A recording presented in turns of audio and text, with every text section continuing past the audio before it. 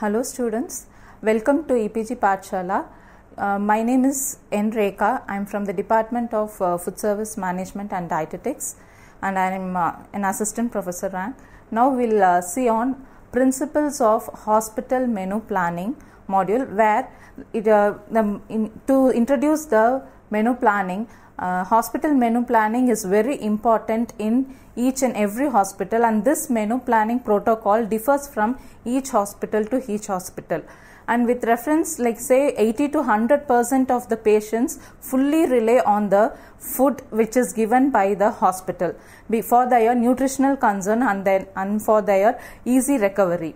So they are fully dependent upon the hospital. So there should be definitely there should be care taken to plan different steps to get a very good menu planning, because the menu planning only once set, it can be easily followed throughout. So once the menu planning has been correctly set, it can be easily taken through. So the menu planning has different steps that should be taken into considerations for a proper menu planning. After later we will see on the different aspects which has to be taken care to bring a successful menu planning. So menu planning is careful menu planning is very much important, and the steps and the groups who are involved in menu planning is also very much important. A planning group is responsible for implementing local protocol for provision of food and fluid for patients. Core membership needs to include a senior member of catering staff, a senior nurse, doctor, a senior dietitian, and allied health professionals, and patient representative. Now we will see what are the factors that need to be kept in mind by the planning group. The planning group is responsible for include standard recipes while planning a menu, ensure food meets the requirements of the individual, setting meal times appropriate for patient groups. All dishes and menus are analyzed for nutritional content by a state registered dietitian at the planning stage. Patient groups are consulted about new menus, dishes before they are introduced. To plan good menus, need to practice the basic principles of menu planning and a step-by-step process. Include a wide variety of foods available in today's supermarket. It can be a challenge to select foods wisely on nutritional point of view. Now we will see the important aspects of menu planning. That is, there are mainly 5 basic menu planning principles. They are: strive for balance, emphasize variety, add contrast, think about color, and consider eye appeal. Menu planning principle 1: strive for balance. Plan meals that are nourishing, appealing, and taste good, and should strive to balance in a number of ways. Balance flavors in appealing and attractive way. Make sure individual foods when served together make a winning combination. Strongly flavored foods may make a meal unacceptable. Balance higher fat foods with lower fat content foods. Better to avoid consumption of high fatty foods. Opt for ways to use low fat side dishes to balance a main dish with a higher fat content. Principle number 2: emphasize variety. Serve a variety of foods because single food or group of foods can give us everything we need for a balanced diet. Variety makes menu interesting and appealing. Include a wide variety of foods for daily menu plan. Avoid planning the same type of food on consecutive days. Vary the types of main courses while serving. Include different forms of foods and prepare them in variety of ways. Include a surprise item or a small amount of a new or unfamiliar food periodically. Next, third one is add contrast. Strive for contrast of texture, flavor, color, and methods of preparation. Keep in mind the texture of foods as well as their taste and appearance while preparing and planning menu. For added appeal, serve a green salad or a raw one. Avoid having too much of the same type of food in the same meal. A lunch with too many starches or too many sweets lack contrast as well as balance. So does a meal with too many heavy foods. Use a pleasing combination of different sizes and shapes of food within a meal. Present foods in several different shapes such as cubes, rounds, shredded bits, and needs more contrast in size and shapes of food. The next principle is think about the color. See, color is very important in any menu. Use combination of colors that go together well and strive for contrast and maximum color presentation. The best thumb rule is to use at least 2 colorful foods in each menu for visual appeal. Using of too many foods of the same color in the same meal must be avoided. Remember that vegetables and fruits are great for adding natural color to side dishes as well as entrees.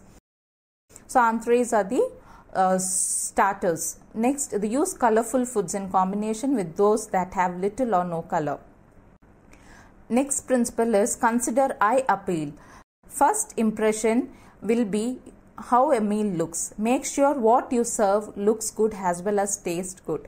Think of the total presentation. As you plan for color, consider the color of the dishes, plates or trays to be used as well as the colors of the foods. Plan the way you will place the menu items on the plate, visualize how the food will look when served and decide on the most attractive arrangement. Next, we will see the important considerations during the menu planning. Menu planning needs to take into consideration the popularization's dietary needs and factors which affect food intake in order to provide a service which provides choice, flexibility and meals that will be eaten. A multidisciplinary group working together and planning a menu needs to consider the special nutritional circumstances of hospital patients and allow each member to share specific knowledge and skills regarding the patient population needs and hospital services. Food provision should be planned in order to be responsive to patients' needs and those of medical, nursing and other healthcare staff. Next, we will see on assessment of patient population dietary needs. Before considering menu planning or development of a recipe database, menu planning groups need to be considered the wider issues that can affect patient food choice and hence food intakes. Gathering of information about the differing dietary needs of different hospital patient groups can help menu planners develop an appropriate food service that is in a form that is familiar to patients. Provisions of food that is similar to that which is eaten at home has been associated with better food intake and greater enjoyment of meals. Information about individuals' likes and dislikes, physical disabilities that may affect their ability to eat and drink, social or environmental mealtimes requirements, food allergies and need for therapeutic diet. Culture, ethnic, religious requirements and the need for equipment to help with eating and drinking need to be considered in the menu and food service planning.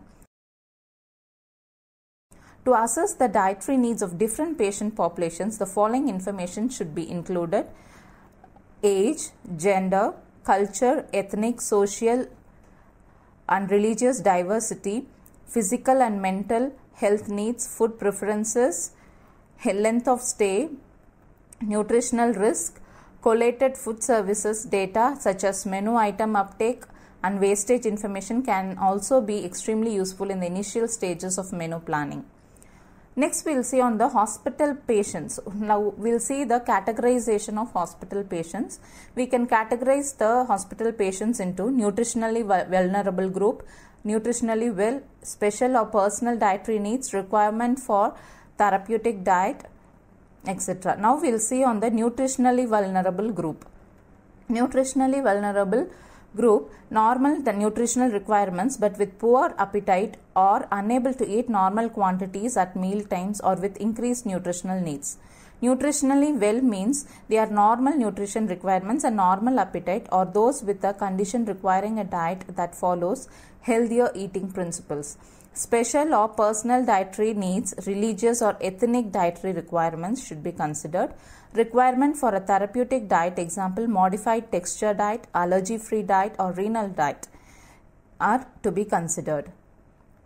Cost and resource implications. This is next consideration while in menu planning. The hospital catering budgets frequently drive food provision and need to be considered. However, patients' nutritional needs and the menus developed to meet these must not be compromised by budgetary constraints.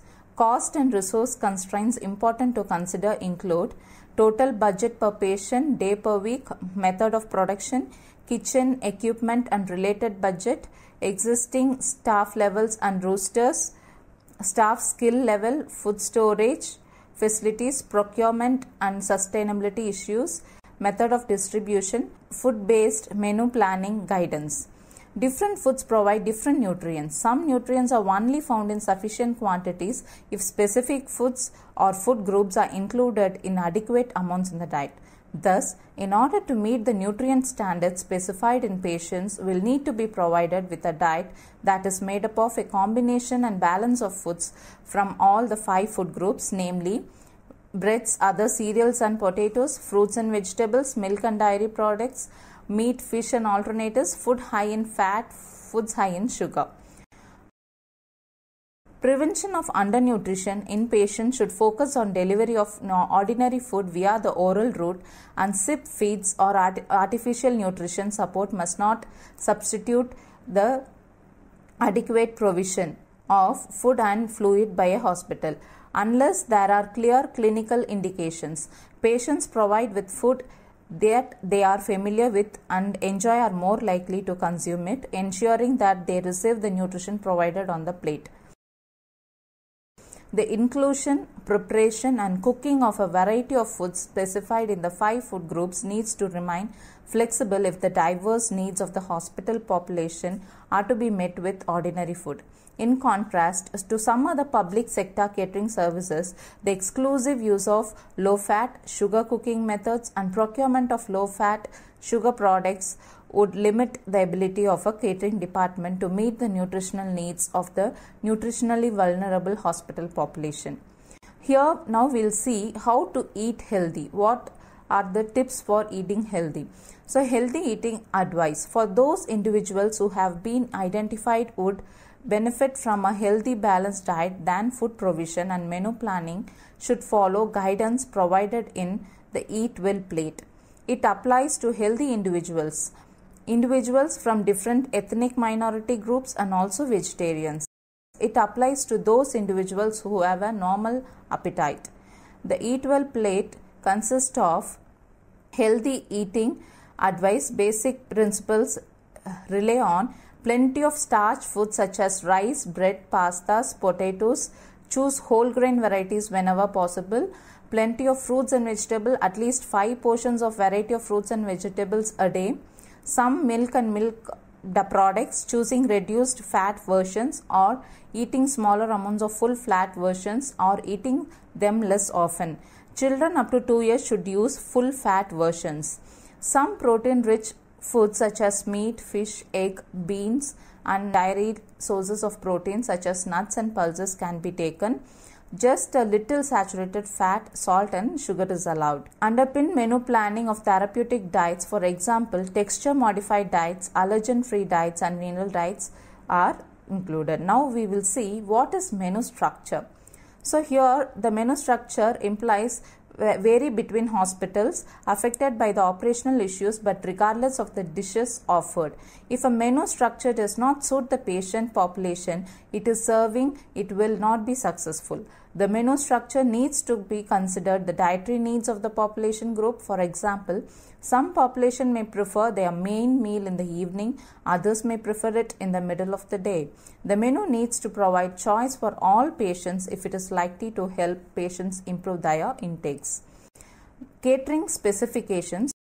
The menu must provide as minimum a choice of any 2 courses at each meal time, allowing patients to choose a combination of foods that meets their appetite needs. For instance, some patients may wish to have a soup and dessert instead of a main course and a dessert. Now we'll see what are standardized recipes. It is essential to follow a standardized recipe in order to ensure consistent quality. A dish prepared with exactly the same ingredients using the same method should produce the same end product each time. This is the standardized recipe. Then consistent nutritional value. A nutrient profile of each dish can be established. Consistent budgetary control. Clear planning for budgets and costing of menus. Safe provision of therapeutic diets. Coding for therapeutic diets are always reliable. The nutrient profile of a dish will be affected by a non-compliance with standard recipes such as missed or incorrect quantities of ingredients and alteration to cooking methods.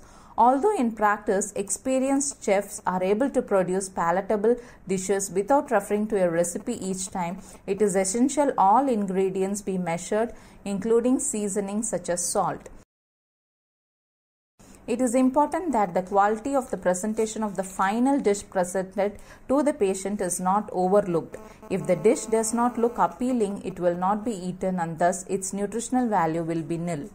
Caterers' artistic culinary skills along with the use of standard recipes will be fundamental to ensure quality food provisions for patients. The following information must be included in a standardized recipe: a code number and title which describes the recipe content, all ingredient components of the recipe including water and seasonings, quantities in metric units, ingredients namely clearly stating name of the product, product type, product form whether it is fresh, frozen or canned one, and any preparation techniques specifically given like as peeled, grated, minced, diced or anything like that, and size of preparation techniques should also be specified.